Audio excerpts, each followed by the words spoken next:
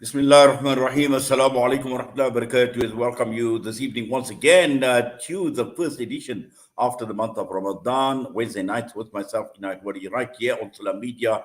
As we welcome our listeners, our viewers on the various platforms of Salam Media. Wonderful that you are able to join us and kicking off the first broadcast after the month of Ramadan. Sad, very, very sad indeed, because we are talking about Khader Adnan, Sheikh Khader Adnan, veteran Palestinian hunger striker, fierce anti-occupation activist, and after spending most of his life between Israeli jails and Palestinian advocacy, this renowned activist has actually left a legacy of reviving resistance with his body. And just before dawn, which was yesterday, the Palestinian activist sadly passed away, rahimahullah, in an Israeli prison, aged only 45. And this is after nearly 3 months of being on a hunger strike in protest against his detention. And this is the reason why we have assembled a panel this evening to pay tribute to Sheikh Khader Adnan, and also to highlight some of the other Palestinian prisoners and their plight at this point in time. So we are talking this evening, in fact, we will be joined by Mohamed Sabaaneh, who is a Palestinian cartoonist and author, Ahed Tamimi, famously known, the former child prisoner, Saher Francis, Addameer, Prisoners' Rights Group, and also will be joined by Dr. Saths Cooper, who was a political prisoner. And we're also going to be linking up with Sana Daka, hopefully through an interpreter. She is the wife of Walid Daka, who is currently imprisoned. We're also going to be talking about Ahmed Manasara. Now, these two prisoners are the main prisoner campaigns at this point in time. Both have serious health concerns. So all of this right here on Salam Media this evening. And we're going across now to welcome our panelists who have already logged in. And I believe Saher Francis is logged in. We've got Ahed Tamimi that has logged in as well. Saher, assalamu alaikum and welcome to you. Wonderful that you're able to join us. Assalamu alaikum. Yes, and also to you, Ahed Tamimi. Assalamu alaikum. Wonderful that you have joined us this evening on the broadcast. Wa alaikum assalam. Thank you. Yes, sir, let's just talk about, obviously looking at your background and, part of the Prisoners' Human Rights Group. And this martyrdom, for want of a better term, of Sheikh Khader Adnan, hunger striker, spending a lot of time between Israel jails. And we know that he was a fierce, in fact, his life was that of a fierce occupation activist. Looking at the reaction that has already come out in Palestine, we've seen the reaction in Gaza as well. And people are saying, today we have lost a true leader. And let's just take a step back and let's just talk about prisoners' rights, and the treatment of prisoners in Israeli jails. Good evening, and thank you for this opportunity and for the tribute for Sheikh Khader Adnan. It was so sad day yesterday to lose him, but this is him. And me personally, I was following his detention since 2011, so it was kind of expected that he will go so far in his fight for freedom and justice for the Palestinian people. Currently, there's 5,000 Palestinian prisoners in the Israeli prisons.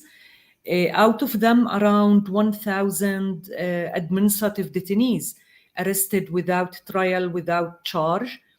And there's 160 children under 18 and around 31 Palestinian female prisoners. Of course, all of the Palestinian prisoners would be subjected for violence, ill treatment, torture, harassment, any different forms from the first moment of the arrest all the way through the interrogation, with the physical and psychological torture that they would face, in the trial itself, with the unfair trial procedures that is implemented by the military system inside the prisons while sitting their sentences or awaiting their trial. There's a long list of daily violations that they could be subjected to, and I'm sure that Ahed can speak a lot about her experience as a child ex-prisoner, and the health problem inside the prisons is a very serious problem. And what happened yesterday actually with the Sheikh Khader, that it's not just the hunger strike, it's the decision not to agree to transfer him for a hospital to be under a healthcare follow-up in closely in such a critical conditions. This is what caused the death of Khader in this tragic circumstances. Yes, Sar, thank you for that. And we'll just bring Ahed into the discussion as well, just to provide us with an insight. And as Sar had mentioned, Ahed talking about the number of child prisoners in the Israeli prison system, and you yourself obviously being a former prisoner in the system. And take us through, I mean, sometimes people question the fact as to why did Sheikh Khader Adnan choose to go on a hunger strike. But it is within that prison, the conditions, and Sahar touched on a few. But just looking at your experiences, I mean, what are some of your observations? What have you actually experienced as a child prisoner in Israeli jails? Of course, I would like to thank you to give us this opportunity to speak and to tell the word about the prisoners, the Palestinian prisoners, and tell the world their message and what they suffer in the Israeli prisons. For me as a child, they arrested me. They put me in a small cell.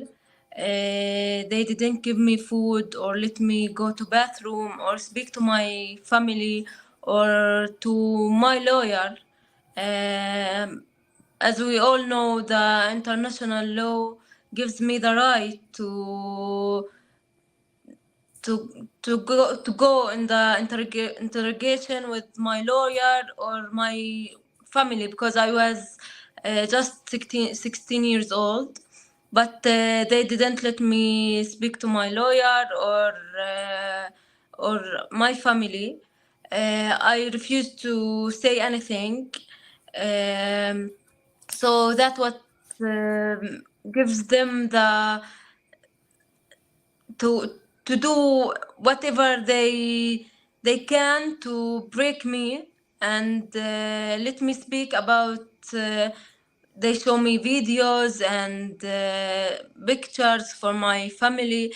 They said that they will kill my family and arrest them if I didn't speak. They arrest my mother and they handcuffed her in front of me to just speak about what I do, why I slap the soldier. But we all know that the Palestinians have all the rights to struggle in any way they see it's a right way. Of course, they put in the prison with the other girls. They didn't allow us to see our parents, our families, and they didn't allow us to speak with them. They didn't give us. They they treat us like we are not humans, just like animals. They didn't respect the law, or they didn't look at us like we are humans. The jailers,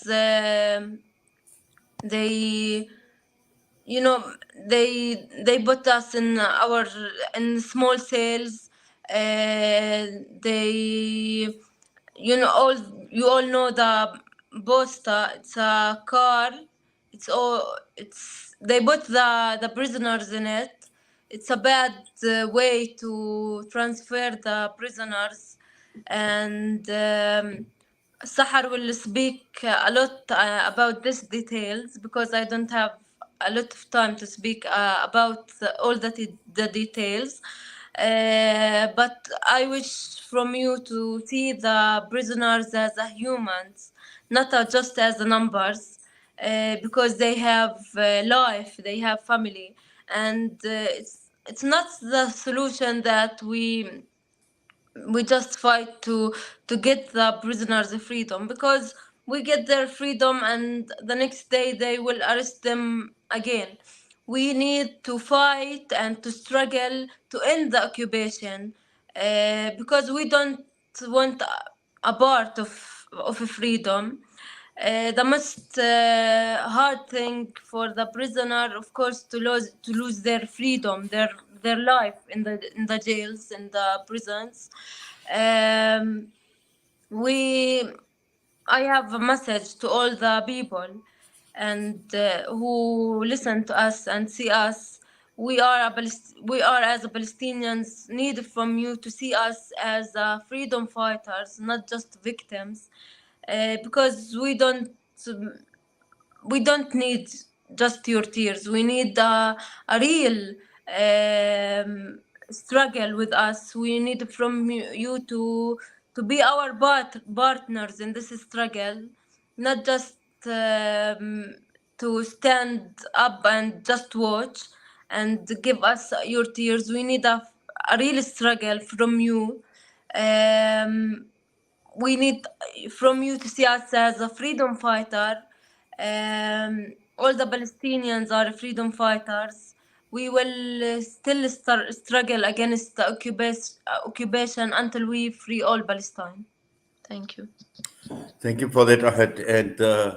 And, clearly, Sahar, from the picture that Ahed has actually painted in terms of the prison system and talking about losing freedom, but also together with that, all the other impact, talking about the psychological and the mental torture that prisoners experience. And I'm sure you've seen a lot of that. And you mentioned close on to 5,000 prisoners from right across the entire board. So irrespective of who you are, whether you male, whether you female, whether you are an adult, whether you are a child, it's a one size fits all approach within the Israeli prison system, as far as all of these tortures and these violations of prisoners' rights go.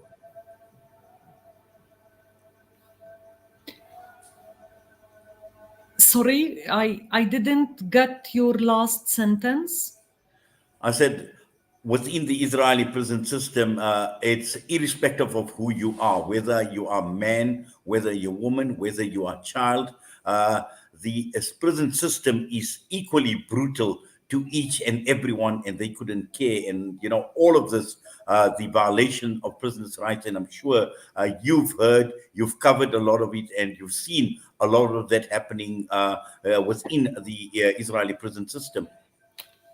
Yes, definitely. As Ahed was describing, and Ahed was a girl under under 18 years old. You mentioned the case of Ahmed Manasra. Ahmed Manasra is a Palestinian boy who was arrested while he wasn't even 14 years old. Both of them were interrogated in harsh conditions, were facing psychological threat, psychological torture, and then later they were prosecuted, though in two different legal systems, Ahed in the military court system, Ahmed in the civil system inside Israel in East Jerusalem, but both they were not presented a fair trial procedures. And Ahmed, and I would like to highlight the case of Ahmed because Ahmed is still under imprisonment. He was sentenced for 12 years, irrelevant to his young age when he was 14, because they charged him with trying to stab to attack a Israeli settler, and then the appeal court reduced the sentence for 9 years. But Ahmed was kept in solitary confinement. Even as a child, he was totally isolated, and this has affected his mental health. And he suffered a lot. And currently, he's back in solitary confinement. The Israeli prison authority refused to release him an early release. He already spent 8 years out of the 9 years and they refused to release him to be treated back with his family. This amplifies the way how the prison system, the military courts, the civil courts, and the whole system actually is designed in a way just to keep the control and the oppression and the violations against the prisoners. No wonder that Sheikh Khader Adnan was involved several times in hunger strike as a tool to resist all this oppression. Since 2011, Sheikh Khader were subjected for continuous harassment by rearresting him every time that he was involved in a hunger strike against administrative detention and succeeded to release himself from administrative detention. He was rearrested again and again and again based on secret information. Till last February, they invented a charge sheet of 2 crimes, actually: membership in illegal organization and incitement. And if you review his charge sheet, it's all about political civil activism, as any Palestinian that is resisting the occupation should do, actually. And this is why Sheikh Khader insisted again to use the hunger strike as his way of struggle against all this oppression, against the grave violations that the Israeli system is imposing. And he's sending a very clear message: I am a freedom man. No matter what you will do, I will always be free. Yes, and also, Saher, I've seen the comment come out from the Palestinian Prisoners Society saying that Sheikh Khader was a true fighter, and he led long battles with his empty stomach, but he also carried the voice of Palestinian prisoners to the world. And this was the impact that he's had on the rest of the world, where he resisted with his body. And as you pointed out, and we've seen even the physician for human rights in Israel stating that Khader Adnan Musa chose a hunger strike as a last resort. And this is a non-violent means of protest against oppression, against himself, but also for the Palestinian nation. Of course, Khader Adnan, as I said, the last charges that he was facing in the trial procedures were just about his speeches and his support for the released prisoners and the martyrs' families and the prisoners in hunger strike. He was sharing in each and every demonstration for another colleague who was getting in hunger strike in the last couple of years. And this is why he was prosecuted for incitement for violence by the Israeli military prosecution in February this year. And this is why he was using again his body to send a message via his hunger strike that my freedom worth everything. I will struggle till the last moment to guarantee my freedom. We should highlight the fact that Khader, in these 87 days, his legal team submitted several requests for the military court from one side to request his release on bail, because at the end of the day, the charges that he was facing were not so dangerous that really could justify keep arresting a person that he's in such a critical health condition. But still, the military court refused again and again these requests. From the other side, you mentioned Physicians for Human Rights. They were following his health conditions inside the prison, and they petitioned the Israeli High Court 3 times on his behalf to be transferred from the prison medical center in a Ramli prison to a normal hospital outside the prison system, and these petitions were refused again and again and again. And this is a very dangerous situation, will cause a threat, not just like the price was so high that Sheikh Khader lost his life, but this is simple that there is a threat and a danger on the lives of the other prisoners who are suffering from illnesses, chronic diseases, cancer, like the case of Walid Daqqa and others, if they are treated in such way in the prison system by the medical team inside. I would claim that the responsibility here on the death of Sheikh Khader is falling on the medical staff who was working in the Ramli prison, who ignored all this seriousness in the deterioration in his health in the last week and didn't make sure to transfer him in correct time for the hospital. And other prisoners actually lost their life for health neglect policies in the last couple of years. Before Sheikh Khader, we lost Nasser Abu Hamid, a life sentenced prisoner who was suffering from cancer in very developed stages. And again, they refused to release him to die outside with his family. Saadiye, a female detainee who died in August last year, died out of health neglect in a Damoon prison, and others that they lost their lives because of the health neglect policy. Yes, and also we've seen comments come through about Khader Adnan, about the Zionist occupation that needs to bear a full and direct responsibility for his death. And to the extent that some comments have come through saying that the Israeli occupation assassinated Sheikh Khader Adnan. And this obviously confirmed, and we're coming back to the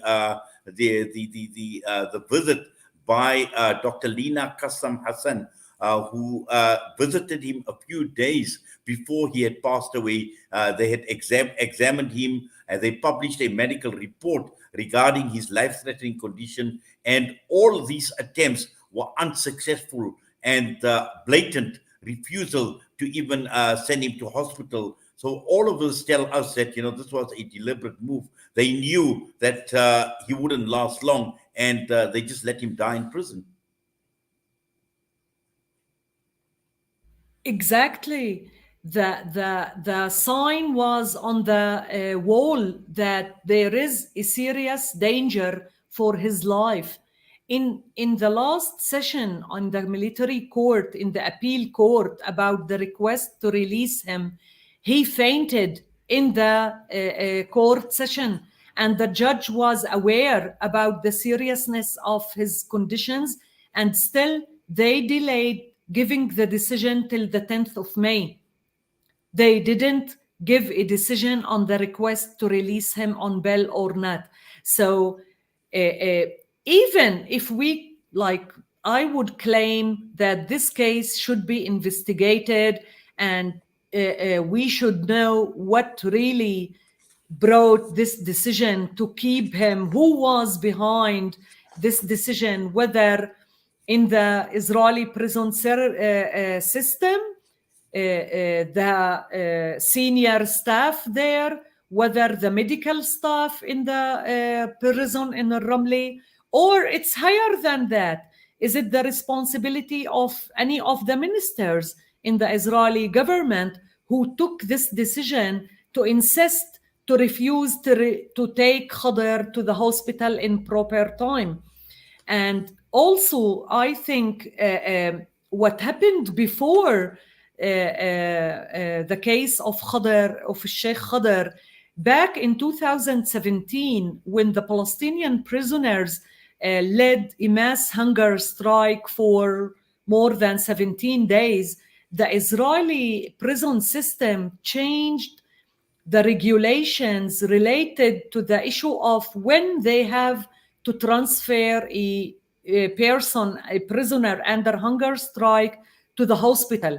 Before 2017, it was a must that in the 45-day, the regulations of the health ministry as well requested the prison system to transfer the prisoner under hunger strike, if he's in his 45 days of hunger strike, immediately to the hospital. And then, because hundreds were involved in the hunger strike, the prison system claimed we cannot do this, and the hospitals claimed we cannot have space for all these prisoners if they continue in their hunger strike, and they changed the rules. I believe this is one of the rules that caused the death of Khader Adnan yesterday. Well, putting all into context and what you've just been describing, Saher, it is clear that Khader Adnan has now become a symbol of Palestinian resistance in Israel prisons and the detention policies of this government. But what it actually struck me is his bravery as well, and looking at how the Palestinians have reacted to his martyrdom. We've seen what has taken place on the West Bank. We know what has taken place in Gaza, and how the Palestinian people have reacted to his death.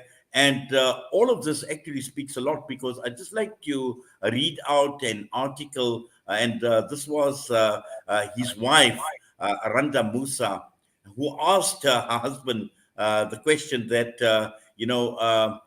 you have felt the pain and pangs of hunger, the vomiting, the loss of hearing, the feeling of your stomach devouring itself.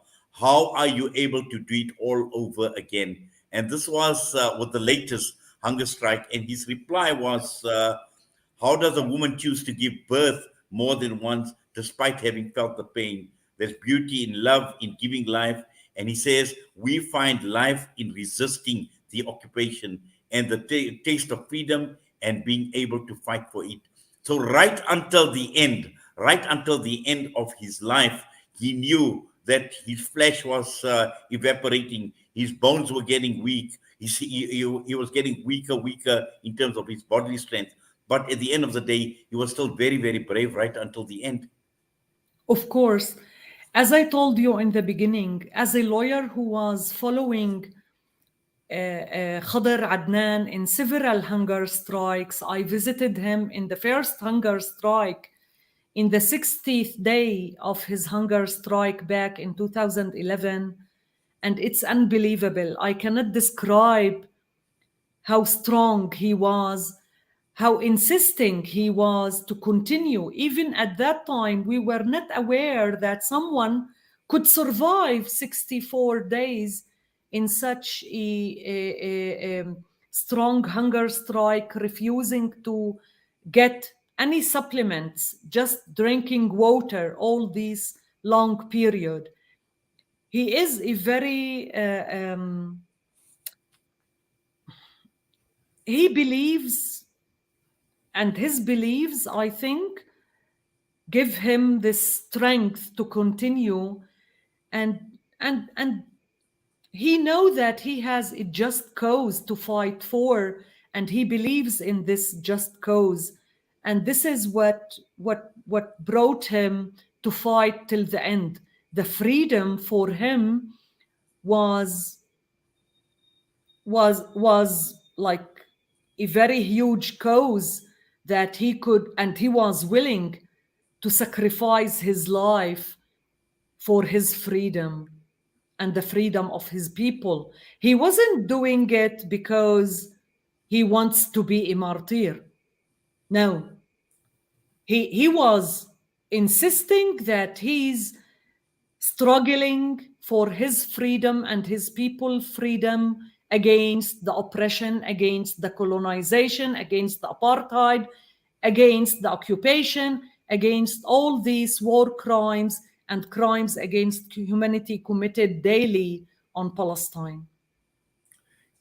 Yes, Sarah, I'm going to just put you on hold because what we want to do is I want to move on, and I'd like to talk about the other two prisoners that we have been talking about as well. And, this is where we are going to be talking about Ahmed Manasra and also talking about Walid Taka as well. And there's a small video clip, there's a very short video clip that I'd actually like to play out for the benefit of our viewers this evening. So I'll just put you on hold for a minute or so, please. Walid Dakka smuggled sperm out of an Israeli prison to give life to his only daughter, Milad. This was only a year after he wrote a story about a boy conceived in the same way. Perhaps it was life imitating art. Dakka is a prolific figure in Palestine's prison literature genre. He's authored several books and even obtained his master's degree from behind bars. But as the cancer-stricken intellectual suffers deliberate medical neglect at the hands of the prison authorities, it is unclear whether he will live to tell another tale. 61-year-old Dakka has been incarcerated for 37 years. While he was supposed to be released this March, the occupation authorities added 2 more years to his sentence as a punitive measure. Today, he suffers from myelofibrosis, a rare form of bone marrow cancer. ونقل للمستشفى بتأخير كتير كبير نسبيا لوضعه الصحي السيء، وهذا أدى إنه يوصل للمستشفى بحالة هبوط بكل مؤشرات جسده الحيوية. That was Dakka's wife, Sana, who he married in 1999 while in prison. Sana is one of the many campaigners demanding Walid's immediate release, something that incarcerated Israeli cancer patients have had no problem achieving. وينك؟ صورة ولا متت ولا وين رحت؟ Dakka's family fear that his fate will be like that of Nasser Abu Ahmed, who just last year died as a direct result of systemic medical neglect. The Israeli regime refuses to return his corpse to his family, using it as a bargaining chip while robbing them of a proper funeral. These are just 2 examples of the Israeli prison's slow killing policy affecting Palestinian prisoners and detainees. According to Addameer, 233 Palestinians have died in Israeli prisons since '67, many of whom due to intentional medical negligence. Dakka once wrote, "It is a daily worry for me not to feel shocked and moved, to no longer feel the pain of other people, any people. This is for me a daily preoccupation by which I gauge my strength and resilience."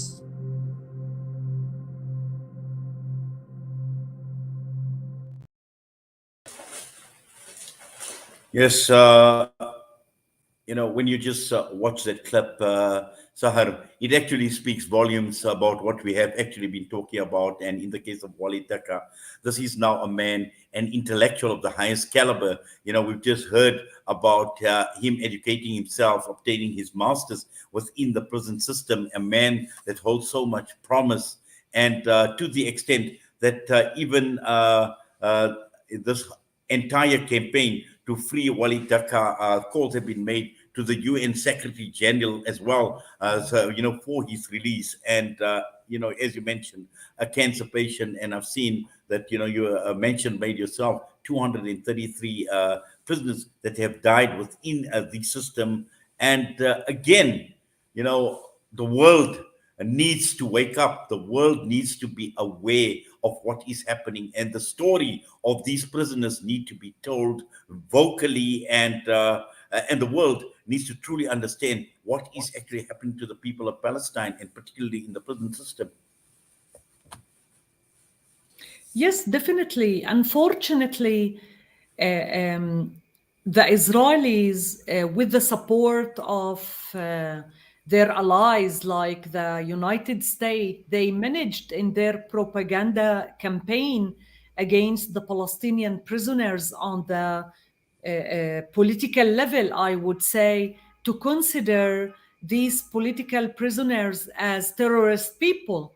And this campaign was basically attacking the prisoners and the Palestinian Authority and the Palestinian organizations, the civil society organizations, the supporters as terrorists as well. And they were initiating different legislations in the Israeli Knesset in order to punish the prisoners and their families more and more. Just in the last couple of months, they initiated a bill that enables them to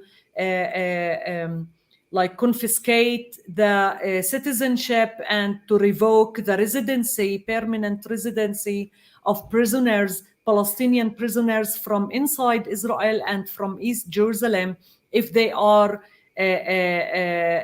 getting the monthly support, the money from the Palestinian Authority.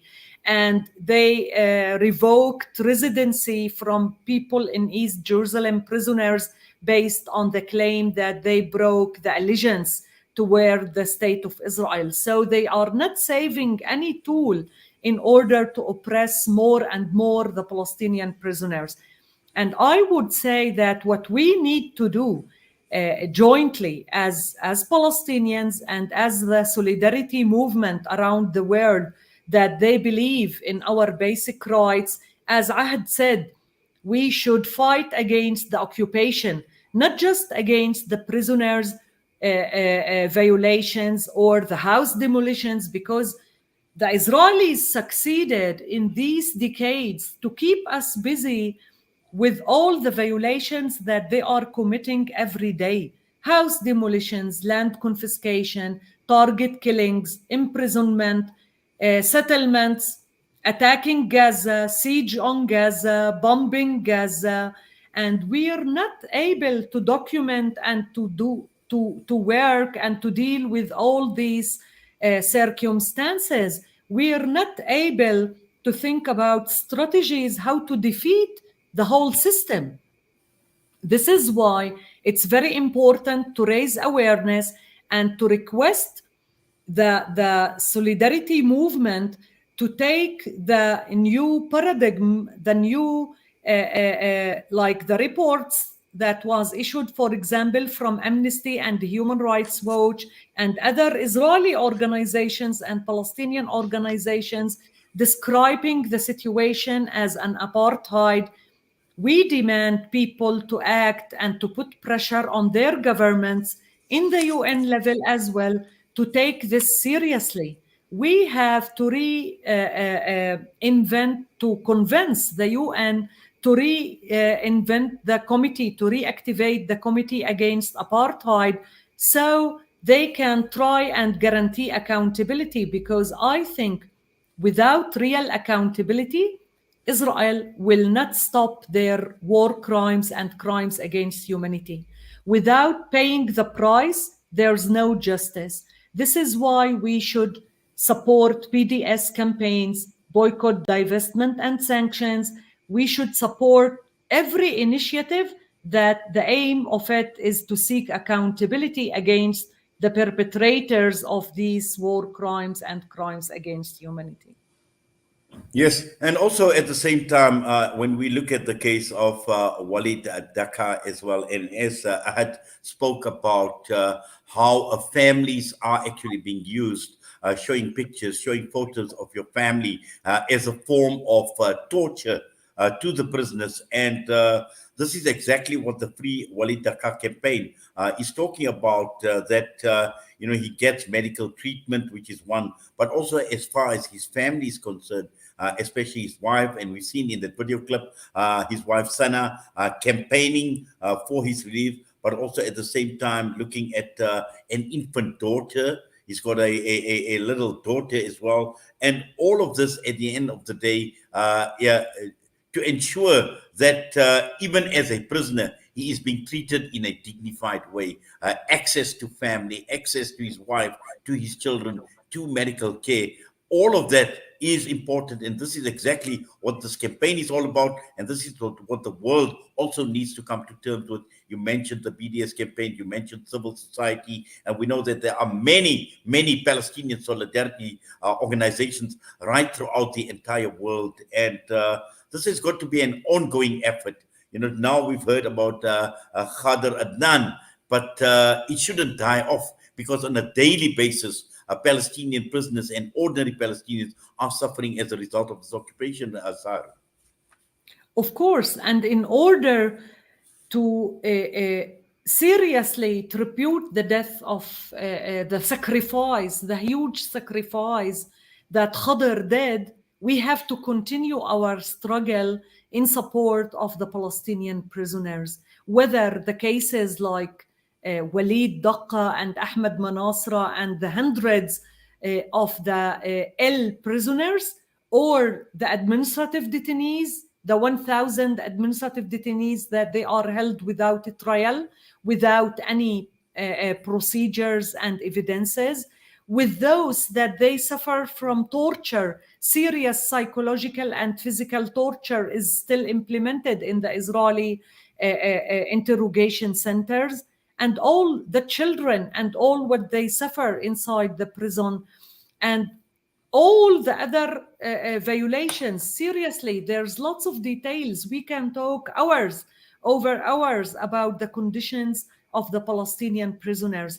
But what it is very important to highlight, that without finding the Israeli officials accountable for these policies, for these crimes they are committing against the Palestinian prisoners, it couldn't be solved. Yes, sir. Once again, sir, I just want to put you on hold because I know you don't have much time. We've got possibly a few more minutes, but I'd just like to highlight the plight of the prisoners and also the plight of Ahmed Manasra, just in case, people don't know. And it's important that we highlight their plight as well. So I've got another video clip, another short video clip to play out, just so that people can truly appreciate Ahmed Manasra and what he is going through and why there is this wave of support for his release. تموت يا ابن تموت يا ابن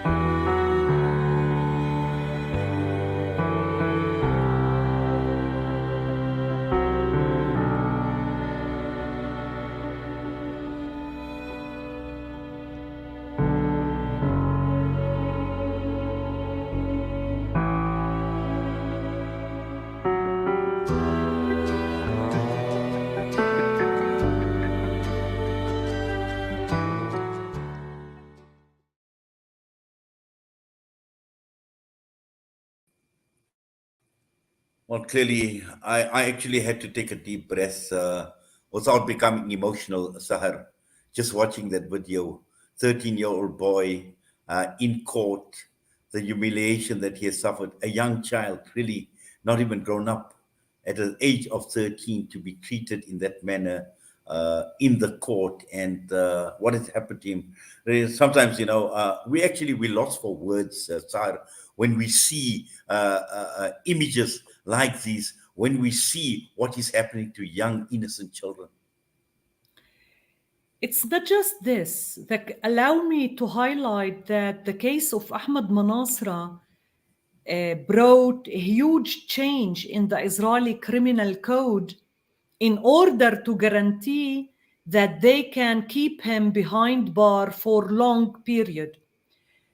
When Ahmed was arrested, when he was not even 14 years old yet, the Israeli criminal code was not enabling the courts to send such cases for custodial imprisonment.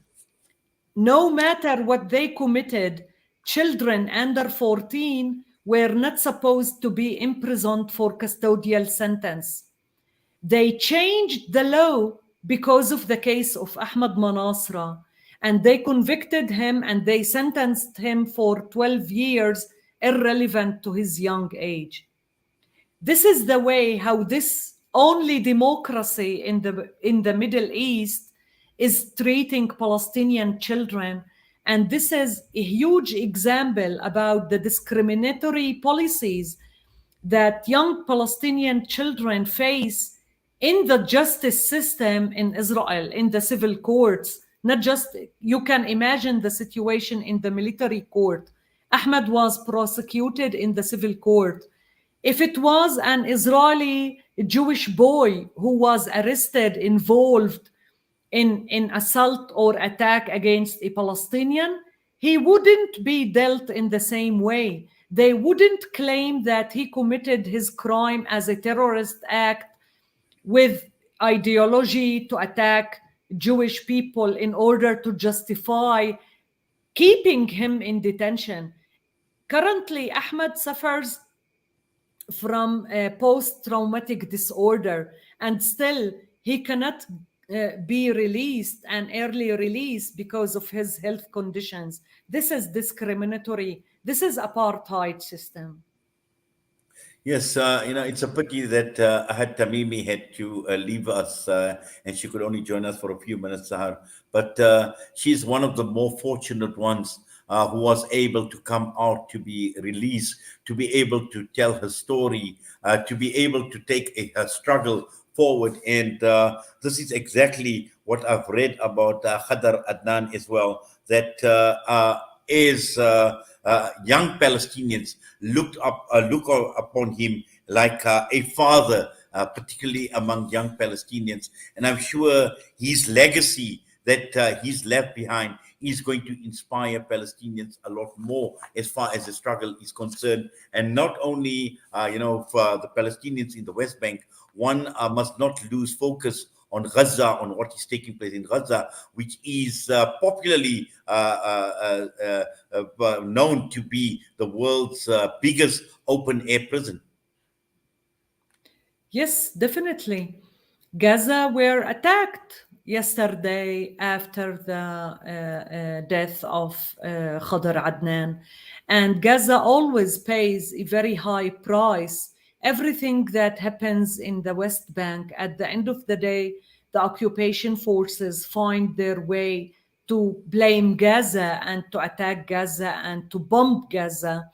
And not forgetting the siege over Gaza for the last 15 years and the horrible, difficult economical, social, daily life of 2 million Palestinians that they are imprisoned and forced to be living in this closed, hermetically closed place. Israel is not just bombing Gaza. Israel actually is interfering in what kind of food would enter Gaza on daily basis. If a Palestinian fisherman dare to go 1 meter in the sea behind the limits where the Israelis decided that this is the place where you can get the fish, they would be bombed and the boats would be confiscated. And lots of fishermen were imprisoned last year because they violated this rule of fishing outside of the place. So there is lots of violations and war crimes as well committed on the Gaza Strip on daily basis. And all this claim by the occupation that we withdrawed from Gaza since 2005, we are not present there. It's not an occupation. It's a free territory now. This is not correct. And this is propaganda again from their side. The people in Gaza are still under occupation and they are still facing war crimes and crimes against humanity as the people in the West, in the rest of the occupied territories, if not more even. And their circumstances definitely on the daily level life is much harder than the people in the West Bank, I would say. Well, certainly. And also, I get to speak, Sahar, to many Palestinian people, Palestinian activists, and over the years that I have been involved in the media. And one thing that is common is they always look at a country like South Africa, because South Africa had suffered the effects of apartheid. And looking at the Palestinians, I think the level of apartheid, obviously, by this brutal Israeli government is even worse than what South Africans had suffered, although we cannot run away from the fact that we've had our heroes, we've had many that have actually fought the apartheid regime. Many were killed. There are still inquests years later that are still going on to try and understand and to appreciate what had actually taken to all those prisoners who were killed during that time. And we hope that at some point in time, we can see a similar situation in Palestine where we can understand what had actually happened to these prisoners, but more importantly, accountability, and hold those accountable for these crimes that they are committing against the Palestinian prisoners. Just before we take leave of you, Sir, after having, being involved as far as prisoners' rights are concerned, after having seen what is taking place in Palestine on a day-to-day basis, and we know that Israel supporting celebrating 75 years, which we've just heard, but these 75 years for the Palestinians have meant absolutely nothing. In fact, it has been more traumatic. It's been getting worse day by day. We've seen the governments, we've seen they becoming more hateful, the right-wing governments. We see under Netanyahu what is taking place. We see so much that is taking place. Just your advice and to tell the world, to tell the Palestinian solidarity movements, what should we be doing? Actually, on the 15th of May, it would be the 75 years of the Nakba, our Nakba as a Palestinian people, the catastrophe that happened and continues to happen since 1948 till today, the forcible displacement and all the killings and the confiscations of land, controlling our natural resources, our people, and all the other grave violations.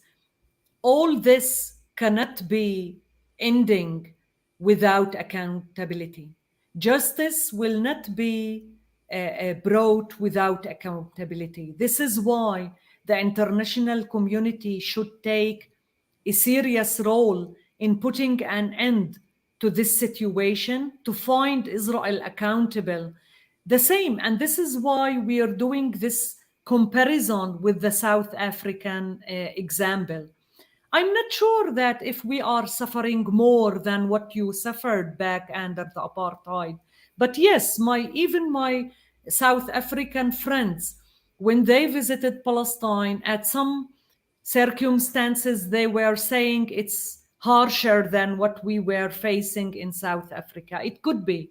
But from my experience on the prisoners' issues, when I visited Robben Island and learned about the stories of the prisoners in the South African context, there's lots of similarities on the unfair trials, on the torture, on the target killings, on the collective punishments to the whole family members and not just the prisoner himself, and so on. And we hope, and this is what gives us strength, the fact that you succeeded in your struggle and you caused to the end of the apartheid in South Africa gives us hope that justice one day should prevail. Well, certainly. Well, sir, I must say, I appreciate you taking time out and spending this last hour or so in the company of our listeners and our viewers on Salam Media. And it was most appreciated. I know you've been extremely tired. It's been a long day, and this is what my engineer had actually told me at the beginning of the show. But really, just that you sacrificing the last hour and to highlight what you have, to unpack what you have, has added a lot of value to the discussion in terms of what we actually wanted out of the discussion, to highlight the plight of the political prisoners in Israeli prisons. So for that, we thank you and we do appreciate. We wish you all the best. Thank you a lot for this opportunity and for your huge support to our cause.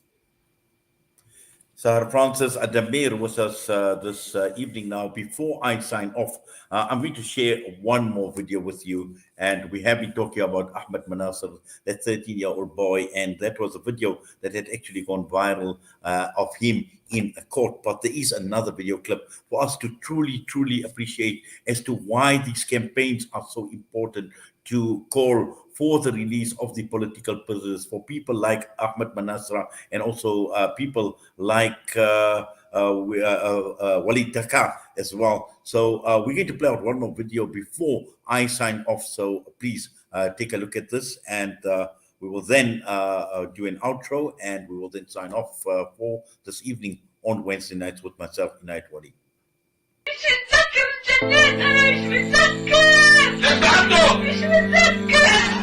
This is how Israeli officers interrogated a 13-year-old Palestinian child. This is Ahmed Manasra, the Palestinian child whose life turned upside down in one day. In just one day, Israel was able to turn Ahmed's simple dreams of playing football with his friends into dreaming of talking to someone, anyone. On October 12, 2015, Ahmed and his cousin Hassan, who was murdered on that day, were subjected to brutal abuse by Israeli occupation forces and settlers. As a result of his arrest, interrogation, and physical and psychological torture, even while receiving treatment in the hospital, he suffered from a fractured skull and serious health conditions. Ahmed has been in solitary confinement, all alone, since November 2021. His brutal arrest did not only affect Ahmed. Ahmed's mother last year said that she got to touch her son's finger for the first time in 7 years. Despite international calls to free Ahmed Manasra, Israeli occupation courts and authorities have been postponing any decision regarding Ahmed's imprisonment. Just recently, the occupation court extended Ahmed's solitary confinement for 6 additional months. 6 additional months of torture, isolation, and injustice. Ahmed Manasra is still waiting for his freedom. Ahmed is still waiting to go and play with his friends. Ahmed is still waiting to return to his home and hug his family, to wake up one day and be 13 and free again.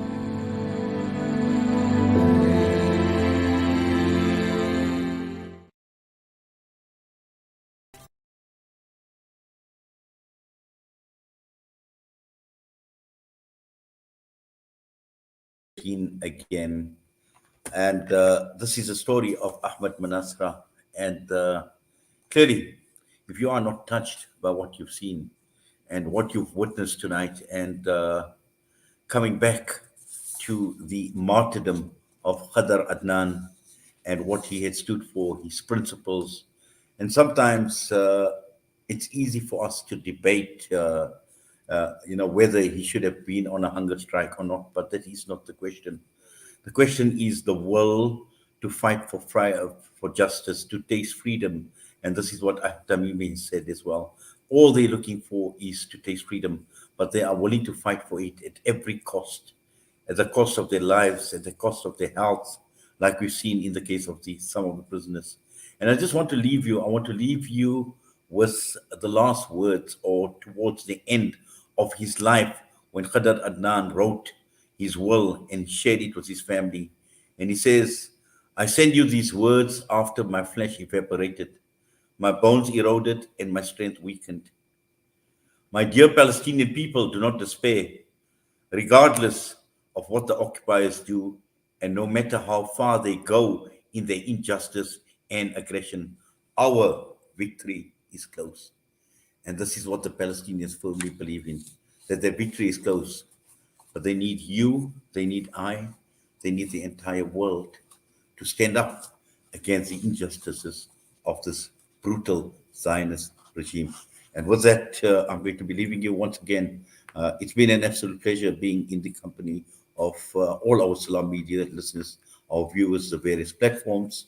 And until we meet again, for myself and the rest of the team, Assalamu alaikum wa rahmatullahi wa barakatuh.